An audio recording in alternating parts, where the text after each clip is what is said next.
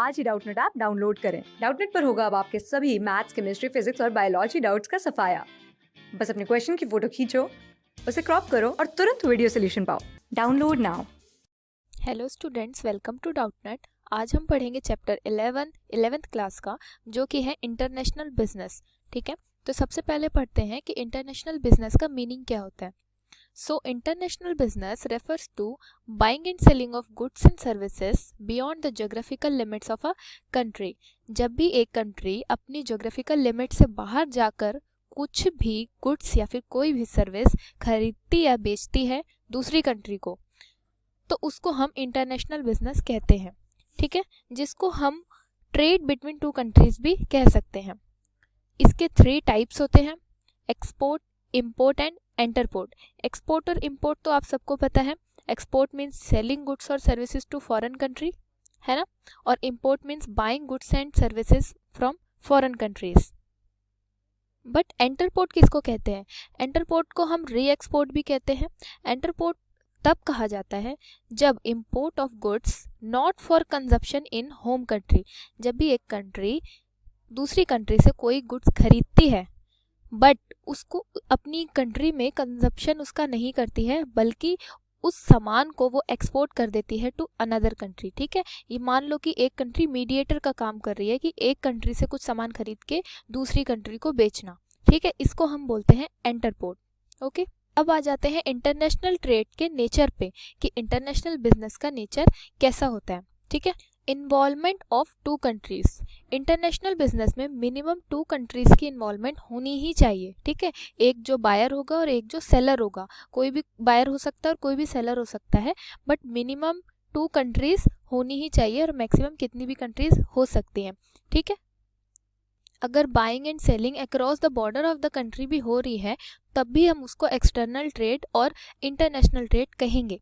ठीक है, but 2 cities अगर बाइंग एंड सेलिंग कर रही है सेम कंट्री की, तो वो इंटरनेशनल बिजनेस नहीं कहलाता है। ठीक है, और सेकंड हमारा फीचर क्या है? Payment in foreign currency. अब हर कंट्री की अपनी ओन करेंसी होती है। ठीक है, तो जो भी पेमेंट इंपोर्टेड गुड्स के लिए हो रही है वो भी फॉरेन करेंसी में होनी चाहिए, और जो भी गुड्स हम भेज रहे हैं, मतलब एक्सपोर्ट कर रहे हैं, उसकी भी करेंसी फॉरेन होनी चाहिए। ठीक है, तभी इंटरनेशनल ट्रेड होगा, वरना इंटरनेशनल ट्रेड हम उसको नहीं कहेंगे। जो भी हम करेंसी रिसीव करेंगे वो भी फॉरेन करेंसी होनी चाहिए, और जो भी हम करेंसी दे रहे हैं कुछ सामान इंपोर्ट कराने के लिए, वो भी फॉरेन करेंसी में होना चाहिए। ओके, अब आ जाते हैं इसके कुछ रीजंस पे कि इंटरनेशनल ट्रेड करा क्यों जाता है। तो सबसे पहला हमारा रीज़न है, countries can not produce equally well और cheaply all that they need. एक सिंगल कंट्री सारे गुड्स अच्छे प्रोड्यूस नहीं कर सकती है। ठीक है, अपनी नीड्स के अकॉर्डिंग। तो अपनी नीड्स को पूरा करने के लिए उसको कभी कभी दूसरी कंट्रीज की हेल्प लेनी पड़ती है, तभी इंटरनेशनल ट्रेड कहा जाता है। और जो प्रोसेस होता है जिसमें एक कंट्री अपनी नीड्स को पूरा करने के लिए कुछ सामान दूसरी कंट्री से खरीद रही है और दूसरी कंट्री कुछ सामान बेच रही है, तो इस प्रोसेस को हम इंटरनेशनल ट्रेड कहते हैं। ठीक है, सेकंड रीजन क्या है हमारा? Unequal distribution of natural resources among different countries.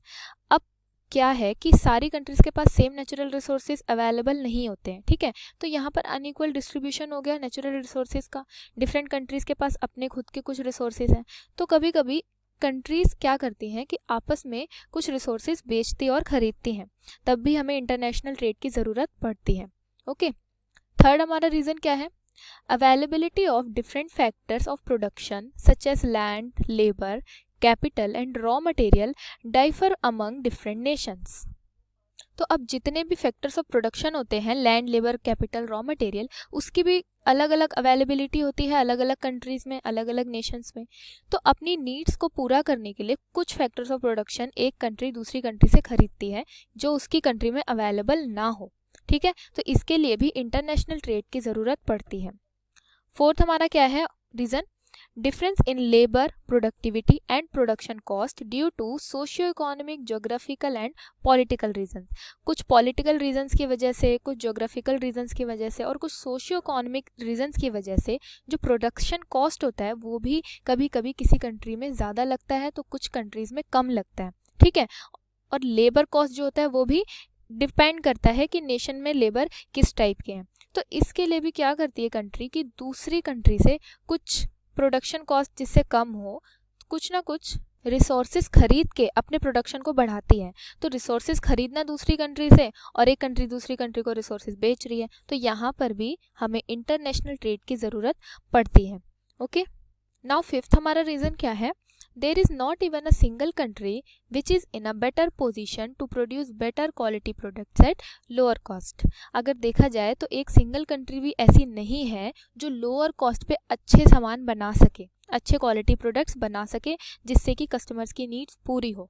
इसलिए उसको अपने प्रोडक्ट को अच्छा बनाने के लिए दूसरी कंट्री से रिसोर्सेज खरीदने पड़ते हैं, ठीक है, ताकि उसका जो सामान है वो लोअर कॉस्ट पे भी बने और बेस्ट क्वालिटी का भी बने, जिससे कि कस्टमर्स की नीड्स, मतलब कि जो हमारा नॉर्मल पब्लिक है उनकी नीड्स पूरी हो सके। तो ये ओवरऑल देखा जाए तो ये 5 रीजंस की वजह से इंटरनेशनल ट्रेड की बहुत ज़रूरत पड़ती है किसी कंट्री को, ठीक है। तो आज हमने पढ़ा कि इंटरनेशनल ट्रेड की ज़रूरत क्यों पड़ती है और इंटरनेशनल ट्रेड का मीनिंग क्या होता है, जिसमें हमने उसके 3 टाइप्स भी पढ़े, एक्सपोर्ट, इम्पोर्ट एंड इंटरपोर्ट, ठीक है। तो आज की वीडियो के लिए बस इतना ही। हमारी वीडियो देखने के लिए थैंक यू। क्लास 6 से 12 से लेके नीट, IIT, JEE मेंस और एडवांस के लेवल तक 10 मिलियन से ज्यादा स्टूडेंट्स का भरोसा। आज ही डाउनलोड करें डाउटनेट ऐप या व्हाट्सएप कीजिए अपने डाउट्स 8400 400 400 पर।